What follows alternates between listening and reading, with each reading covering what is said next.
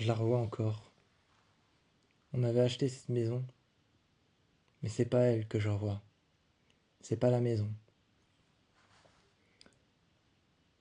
Au départ, on pensait avoir acheté une maison normale, comme toutes les autres. On pensait que c'était une simple maison au bord d'un lac, mais il y avait quelque chose de pas normal. Dès que je suis arrivé, j'ai senti que quelque chose allait virer vers le malheur. J'ai senti qu'on allait peu à peu sombrer dans quelque chose qu'on n'allait pas comprendre. Et c'était un ressentiment normal. C'était une intuition. J'avais raison. Le lendemain, après le premier jour, le lendemain, on a commencé à voir apparaître des formes. Au début, des visages noyés dans l'eau, des visages noyés dans les formes des vagues. C'était un lac dans lequel il n'y avait pas vraiment de courant. Dans le lac, il n'y avait pas vraiment de courant. Dans les formes des vagues, j'arrivais à voir des visages qui me regardaient, qui hurlaient. Alors au départ, rien de dangereux. Puis à l'intérieur de la maison, à l'intérieur de la maison, dans certains endroits, dans certains couloirs, des flaques d'eau et le sol qui commençait à se creuser petit à petit. De la pourriture sur les meubles en bois et petit à petit de la pourriture sur les vitres. De la pourriture qui poussait partout. Une sorte d'odeur de froid. Une sorte d'odeur de froid, comme dans la forêt. Une odeur de frais. Et dehors, il y avait toujours cette silhouette, au milieu du lac. Elle attendait, et elle tournait la terre vers la baie. Elle tournait vers la terre, vers la baie. Elle me regardait, assis au bord de la baie, de la jetée de la maison. Elle tournait la tête et regardait la terre. Je n'avais aucune idée de qui elle était, ce qu'elle voulait, ou même qui il était. Je ne savais pas si c'était un esprit, un démon, ou une entité. Je n'en avais aucune idée. En habitant dans cette maison, j'ai eu l'impression qu'elle me voulait quelque chose. Un soir, elle est apparue, dans ma chambre. Elle avait le visage mouillé.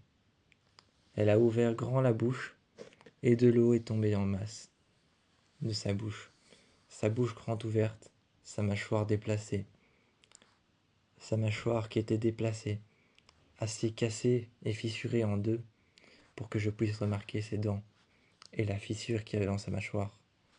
Sa peau était presque transparente, comme si elle était restée trop longtemps sous l'eau. L'eau tombait, même à travers sa bouche et sa langue. Quand on voit ce genre de choses, on se pose des questions. Est-ce que je suis toujours dans mon rêve? Est-ce que j'hallucine? Est-ce que je suis menacé?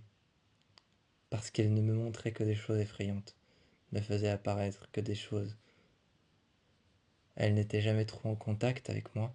Un jour, elle m'a poussé, elle m'a traîné vers le lac. Un jour, elle m'a poussé dans les escaliers. En voulant me relever, la porte s'est ouverte, et elle était là. Elle m'a pris par les jambes et m'a traîné dehors. Je me suis cogné contre la paroi de la porte. Quand on se fait traîner, quand on se fait traîner comme ça par quelque chose qu'on ne peut pas comprendre et qu'on ne peut pas et avec laquelle on ne peut pas communiquer, lorsque j'ai senti sa main lorsque j'ai senti sa main au-dessus de mon pied sur ma jambe, sa main était humide et froide. Elle m'a tiré vers le lac et elle m'a traîné dans l'eau avec elle. Pendant longtemps, j'ai eu l'impression d'être traîné au fond du lac, mais je ne sentais plus sa main, parce que sa main était aussi humide que quand on passe notre pied ou quand on s'immerge dans une baignoire. Chaque soir, quand j'allais prendre un bain, ou alors chaque soir quand je me mettais sous l'eau, je me mettais à réfléchir et j'avais peur que derrière moi, devant moi, elle apparaisse. Longtemps, elle a commencé à me tourmenter. Elle me tirait du lit le soir, me jetait par terre, et j'atterrissais dans une flaque d'eau. Dans la flaque d'eau, je voyais des reflets d'âmes perdues et de visages de personnes qui étaient enfermées à travers les reflets de cette flaque d'eau, qui n'étaient pas là avant. Elle m'a traîné dans les escaliers. Et à mon avis, c'est ce que je pense, à mon avis. Elle voulait me montrer quelque chose dans le lac, une chose qu'elle avait certainement perdue. Alors un jour, je me suis dit, en prenant mon bateau, sur le côté, il faut que j'aille fouiller. J'ai arrêté le bateau au milieu du lac, et j'ai été fouiller, j'ai plongé. Sans corde, sans rien, quelque chose que je n'aurais jamais dû faire. Elle m'a attiré à la profondeur et m'a montré un coffre. Je l'ai ramené, en me débattant avec elle, je l'ai ramené à la surface. Je l'ai ouvert, un squelette à l'intérieur, avec encore dessus une robe toute déchirée. Un briquet à gaz qui ne fonctionnait plus. Une lampe à huile. Lorsque j'ai ramené tout ça sur la baie, que je les ai répartis à l'intérieur et déposés en décoration dans la maison, elle était là de manière beaucoup plus fréquente. Mais quand finalement, la lampe à huile, je l'ai jetée.